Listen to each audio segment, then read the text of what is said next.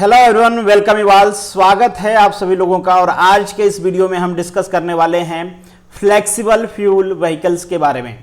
इसको हम शॉर्ट में फ्लेक्स इंजन भी कहते हैं। जैसा कि नाम प्रोनाउंस कर रहा है वैसा इसका काम भी है। काम को हम डिटेल में डिस्कस करेंगे, मतलब इसकी पूरी वर्किंग हम डिस्कस करेंगे। चैलेंजेस क्या हैं इसको इम्प्लीमेंट करने में वो डिस्कस करेंगे। इम्प्लीमेंट हो रहा है तो उसमें परफॉर्मेंस क्या मिल रही है और गवर्नमेंट की इस पे पॉलिसी क्या है, गवर्नमेंट क्या करना चाह रही है, ये सारी चीज़ें हम वन बाय वन करके डिस्कस करेंगे। और लास्ट में कुछ आपको क्वेश्चंस मिलेंगे जो बेसिकली प्रैक्टिस क्वेश्चंस होंगे। और ये क्वेश्चंस ये बताएंगे कि आपने वीडियो को कितना ध्यान से देखा है, मतलब कितना मन से देखा है। डायरेक्टली क्वेश्चंस नहीं होंगे, हो सकता है इनडायरेक्ट क्वेश्चन हो, तो आपको पूरे कंसंट्रेशन से देखना है।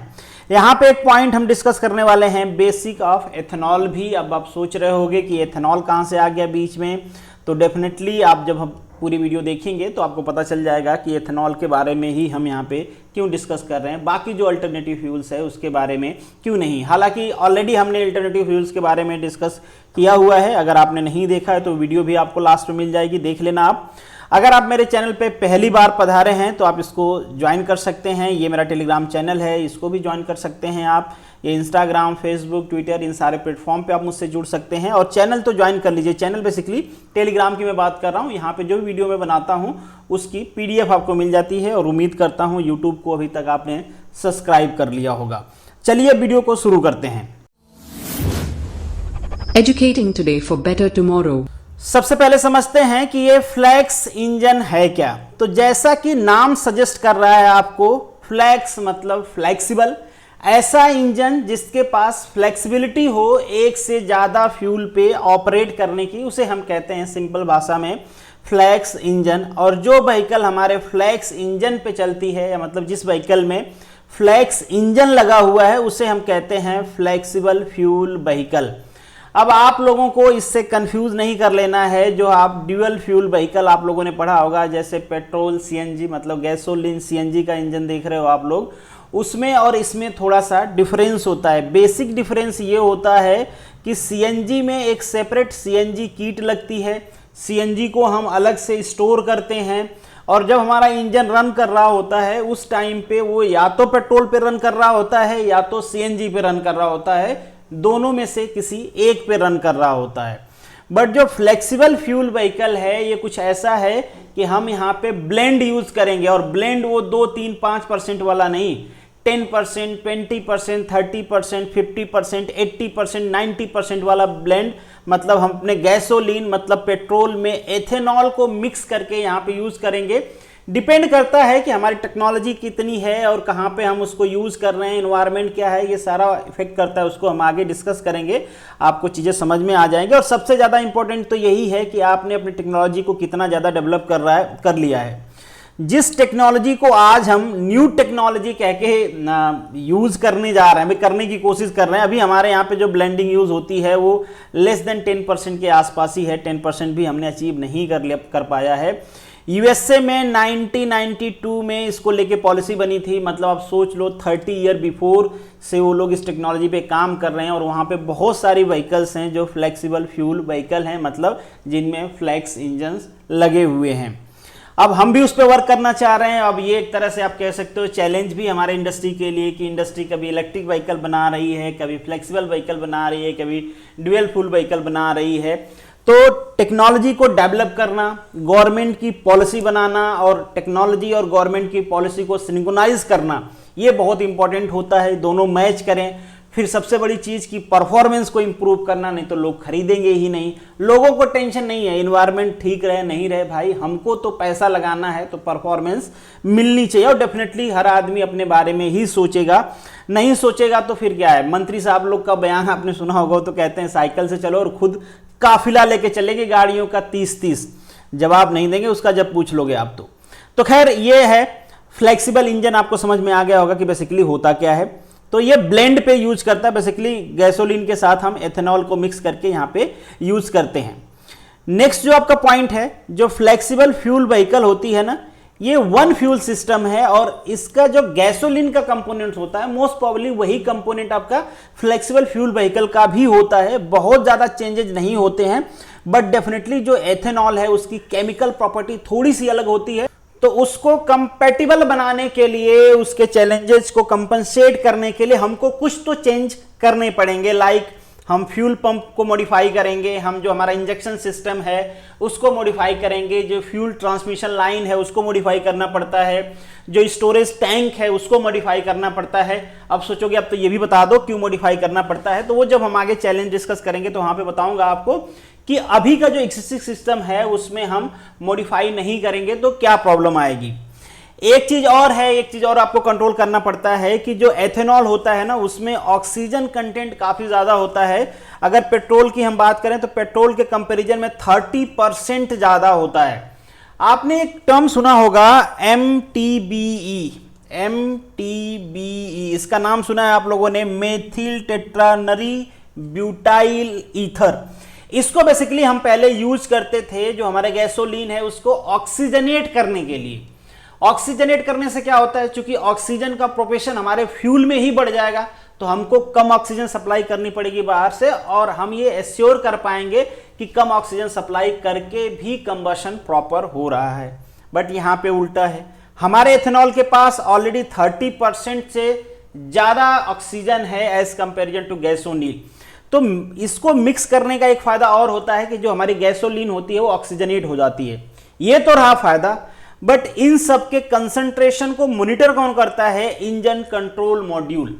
अब जो आपका पहले वाला इंजन कंट्रोल मॉड्यूल है वो डिजाइन है पेट्रोल के हिसाब से, तो उसमें मॉडिफिकेशन करना पड़ेगा आपको ताकि इस कंसंट्रेशन को भी वो मिक्स कर पाए।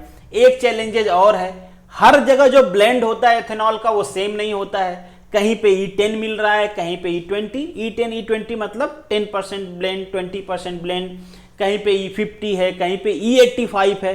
इस तरीके से ब्लेंडिंग हो रही है, तो आपको मॉड्यूल इतना ध्यान से डिजाइन करना पड़ेगा कि इन सारे ब्लेंडिंग के कंसंट्रेशन को ट्रेस कर पाए और कितना ऑक्सीजन सप्लाई करना है उस हिसाब से हम व्हीकल को ऑक्सीजन सप्लाई कर पाए। तो ये भी बहुत एक टीडियस जॉब है। अब यहाँ पे चैलेंजेस को थोड़ा थोड़ा तो आपने वहां पे भी समझा, अब मेजर चैलेंजेस क्या है उसको डिस्कस कर लेते हैं। तो सबसे पहला चैलेंज है ना कि जो एथेनॉल होता है ये बहुत ही करोसिव होता है। अगर हम पेट्रोल के कंपैरिजन में बात करें तो बहुत ज्यादा करोसिव होता है। क्यों होता है, क्योंकि इसकी एफिनिटी बहुत ज्यादा होती है कि मॉइस्चर को एब्जॉर्ब कर ले, मॉइस्चर को एब्जॉर्ब कर लेता है, करोसिव बन जाता है ये। और जहां भी इस टाइप के मटेरियल हैं जो करोसिव सेंसिटिव हैं, जैसे मैग्नीशियम, इसका यूज करते हो आप जो आपका फ्यूल टैंक होता है उसको कवर करने के लिए। रबर का बहुत सारे जगह यूज होता है, जो भी आपकी ट्रांसमिशन लाइन है उसमें। एल्यूमिनियम का यूज होता है, और ये सब इनकी एफिनिटी बहुत ज्यादा होती है कि ये करोज हो जाएंगे। तो जैसे ही एथेनॉल इनके कांटेक्ट में आता है इनको करोज करके इनका काम खत्म कर देगा। तो ये भी आपको ध्यान रखना है, पूरे ट्रांसमिशन लाइन को चेंज करना पड़ेगा आपको। तो इस वजह से जो आपकी पूरी फ्यूल लाइन है ना उसको रिप्लेस करना पड़ता है स्टेनलेस स्टील से, क्योंकि इसका करोजन रेजिस्टेंस ज्यादा होता है। उसके अलावा जो टैंक था, इससे पहले आपका जो टैंक था ना वहां पे कोटिंग होती है लेड और टीन की, और इनसे काम चल नहीं पाएगा, ये भी करोज हो जाएंगे। तो उसको भी आपको स्टेनलेस स्टील का बनाना पड़ेगा, मतलब जो आपका स्टोरेज है उसको भी चेंज करना पड़ेगा। तो ये एक चैलेंज है आपका, क्या होगा, मॉडिफाई करना पड़ेगा व्हीकल को, तो कॉस्ट बढ़ेगी। सेकेंड जो चैलेंज है ये बड़ा इंपॉर्टेंट है, पल्स कंट्रोल। पल्स कंट्रोल आप ध्यान से समझना इस चीज को, आप सभी को शायद पता भी होगा कि जो एनर्जी डेंसिटी होती है एथेनॉल की वो काफी कम होती है एज कंपेरिजन टू गैसोलीन। हम कहें 35 to 40% कम होती है, और ये भी डिपेंड करता है कि अगेन वो सेम प्रॉब्लम कि आप उसको किस कॉन्सेंट्रेशन से मिक्स कर रहे हो, उसी कॉन्सेंट्रेशन के हिसाब से same amount of energy generate करने के लिए हमको लार्ज अमाउंट ऑफ एथेनॉल को बर्न करना पड़ेगा। 10% है तो थोड़ा चलो कम चेंजेज आएंगे, 20% ब्लेंड है तो और ज्यादा चेंजेज आ जाएंगे, 30% पे और ज्यादा, 50% पे और ज्यादा। जैसे जैसे आप एथेनॉल के परसेंटेज बढ़ाते जाओगे आपको जो फ्यूल फ्लो रेट है वो बढ़ाना पड़ेगा, क्योंकि एथेनॉल ब्लेंड बढ़ रहा है, उसकी एनर्जी डेंसिटी कम है। व्हीकल को चलाने के लिए आपको same amount of energy generate करनी पड़ेगी। जब same amount of energy generate करनी पड़ेगी तो फ्यूल का फ्लो बढ़ाना पड़ेगा। अब भैया इन सबको कंट्रोल कौन करता है, इसको कंट्रोल करता है आपका सेंसर। अगेन वही प्रॉब्लम जो इससे पहले मैंने आपको ईसीएम यूनिट में बताया था कि यहाँ पे भी बेचारे हमारे सेंसर को एक लार्ज वे में हमको डिफाइन करना पड़ता है, क्योंकि अलग अलग कंसंट्रेशन पे फ्यूल अवेलेबल है। तो अगेन ये बेचारा सेंस कैसे करेगा कंसंट्रेशन को, फिर कितना एनर्जी प्रोड्यूस करना है उसके हिसाब से उसके कंसंट्रेशन के हिसाब से जो फ्यूल फ्लो रेट है उसको मेंटेन करना है। तो अगेन ये बहुत बड़ी टीडियस जॉब होती है, इसके लिए आपको एडवांस टेक्नोलॉजी चाहिए और इतनी मॉनिटरिंग करनी है तो डेफिनेटली कॉस्ट बढ़ेगी। और इतनी मॉनिटरिंग करने के बाद भी ये आप श्योरिटी के साथ नहीं कह सकते कि एग्जैक्ट अमाउंट में जो कंसंट्रेशन आपको चाहिए उस कंसंट्रेशन के साथ फ्लो रेट को आप मेंटेन कर पाओगे। तो अगेन यहाँ पे परफॉर्मेंस आपकी कंप्रोमाइज होगी। नेक्स्ट जो है आपका एडिशन ऑफ ऑप्शनल चार्जेज। एक प्रॉब्लम और है एथेनॉल के साथ कि एथेनॉल कंडक्टिव बहुत होता है, क्योंकि होते हैं यहाँ पे इलेक्ट्रॉन। अब चूंकि इलेक्ट्रॉन फ्लो हो रहा है तो वहां पे करंट ना जनरेट हो जाए और करंट की वजह से वहां पे स्पार्किंग ना हो जाए, इसके लिए आपको अगेन अलग से सेफ्टी डिवाइसेस लगाने पड़ेंगे। स्पार्किंग हो जाएगी भाई, आग लग जाएगी आपके पूरे सिस्टम में, पता चला कि गाड़ी चलाते चलाते हो गया ब्लास्ट। दूसरी चीज यहां पे है कि चूंकि मैंने पहले भी कहा कि इनका मॉइस्चर कंटेन करने की कैपेसिटी एफिनिटी ज्यादा होती है, तो यहां पे वाटर कंसंट्रेशन होता है जिसके वजह से ये फॉर्मिक एसिड बना लेते हैं। जो फॉर्मिक एसिड होता है अगेन चूंकि ये एसिड है तो एसिड को न्यूट्रलाइज करने के लिए आपको यहां पे अलग से वाटर यूज करना पड़ता है। तो ये सारे प्रॉब्लम्स होते हैं हमारे एथेनॉल के साथ, ये मेजर प्रॉब्लम है। इसके अलावा छोटे बहुत माइनर प्रॉब्लम और भी होते हैं, बट ये मेजर प्रॉब्लम है जिनको आपको एड्रेस करना ही पड़ेगा। विदाउट एड्रेसिंग दिस प्रॉब्लम आप व्हीकल को फ्लेक्सिबल नहीं बना सकते, मतलब एथेनॉल कंपैटिबल नहीं बना सकते।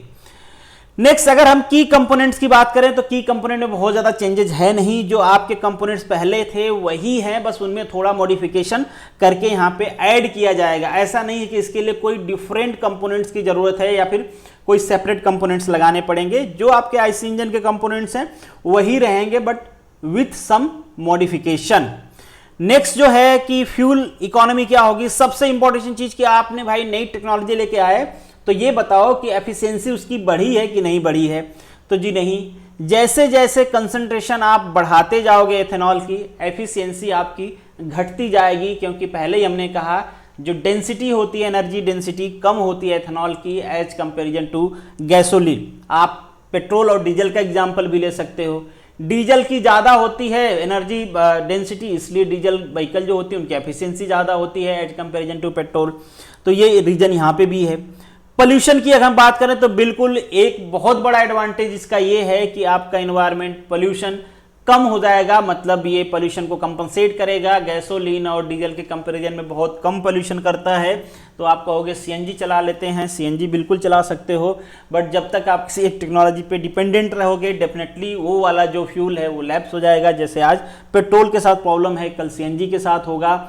और एक चीज और यहाँ पे गवर्नमेंट सोच रही है, अगर आगे हम पॉलिसी में डिस्कस भी करेंगे, कि अगर हम एथेनॉल को ब्रॉडर वे में कर देते हैं तो जो हमारा एग्रीकल्चर सेक्टर है ना वो इंपावर हो जाएगा, क्योंकि एथेनॉल जो बनता है ना वो एग्रीकल्चर वेस्टेज से बनता है, शुगर केन से बनता है, तो ये फायदा होगा।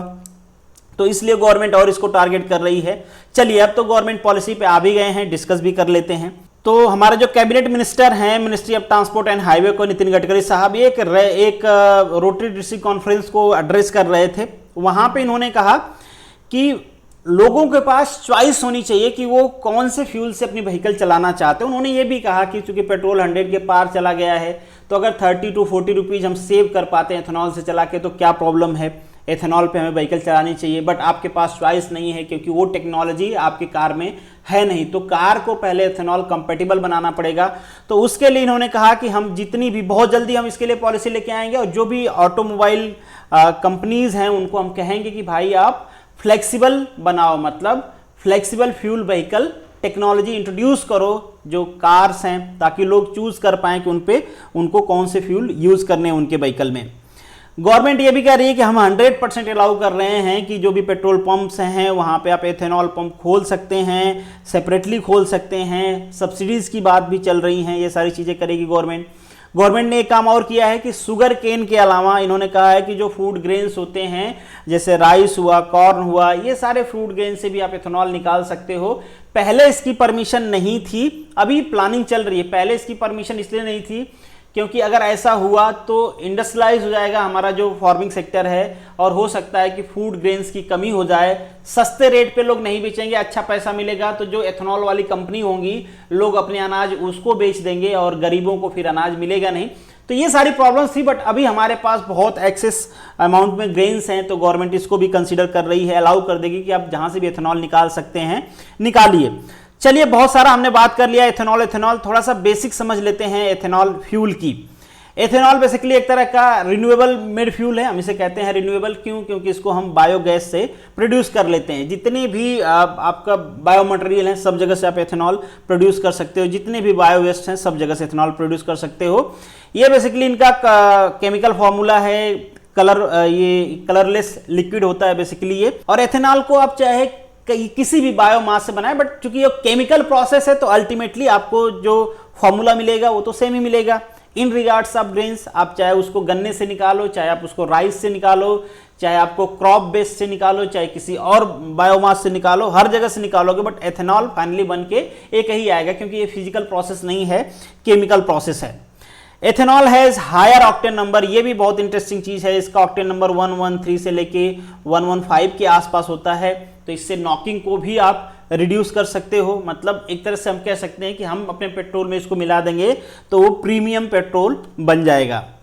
मिनिमम ऑक्टेन नंबर जो होता है, जो मिनिमम रिक्वायर्ड ऑक्टेन नंबर है, अगर मान लीजिए आप खराब क्वालिटी का पेट्रोल यूज कर रहे हैं और वहां पे एथेनॉल आप मिक्स कर देते हैं, तो जो मिनिमम रिक्वायर्ड ऑक्टेन नंबर है जिससे व्हीकल चलेगी, नॉकिंग नहीं होगी, वो भी आप अचीव कर सकते हो बाय मिक्सिंग द एथेनॉल। तो ये सारी क्वालिटी है इनकी।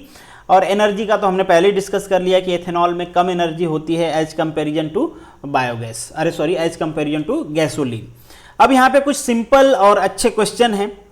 With increasing the concentration of ethanol gas engine efficiency will decreases, क्योंकि energy density will decreases of mixture, जो मिक्सचर बनेगा आपका एथेनॉल और गैसोलीन का उसका डिक्रीज हो जाएगा। सेकेंड जो क्वेश्चन है, the major concern to use ethanol with gasoline, major concern क्या है? पहला cold start, corrosion, pulse control, ये सारे हैं। कोल्ड स्टार्ट का प्रॉब्लम क्यों है? क्योंकि हमने कहा एनर्जी डेंसिटी पहले कम होती है, दूसरा मॉइस्चर अब्जॉर्ब करने की कैपेसिटी ज्यादा होती है। तो कोल्ड स्टार्ट के टाइम में तो यही प्रॉब्लम होता है कि आपको ज्यादा एनर्जी चाहिए और ये ज्यादा एनर्जी प्रोड्यूस भी नहीं करेंगे, तो आपकी व्हीकल कुछ टाइम खड़ी रहे, एथेनॉल से अब स्टार्ट कर रहे हो, किक मारते मारते थक गए, बैटरी डिस्चार्ज हो गई, पैर दुख गया, बट गाड़ी स्टार्ट ही नहीं हो रही है, और स्कूटी मैडम की है तो फिर तो हो गया काम। नेक्स्ट जो है आपका एथेनॉल प्रोड्यूसेस फ्रॉम, कहाँ से प्रोड्यूस किया जाता है? सारे जगह से, शुगर केन से, कॉर्न ग्रेन से, जो क्रॉप्स रेजिडुअल्स हैं, जो दूसरे बायोमास से, सब जगह से प्रोड्यूस करते हैं हम। एथेनॉल कंबशन में lead to formation of, ethanol अगर एथेनॉल का कंबशन होता है तो आपको बताया मैंने पहले ही, फॉर्मिक एसिड बन जाता है, उसको न्यूट्रलाइज करने के लिए आपको सेपरेट ऑयल की जरूरत पड़ेगी, तभी आप उसको चला पाओगे। ठीक है, तो ये कुछ सिंपल और अच्छे क्वेश्चन थे। उम्मीद करता हूं आप लोगों ने मेरे बिना बताए सब कर लिया होगा। तो this is the end of this question. Thank you so much for watching this. मिलेंगे नेक्स्ट वीडियो में, तब तक के लिए all the best, good luck.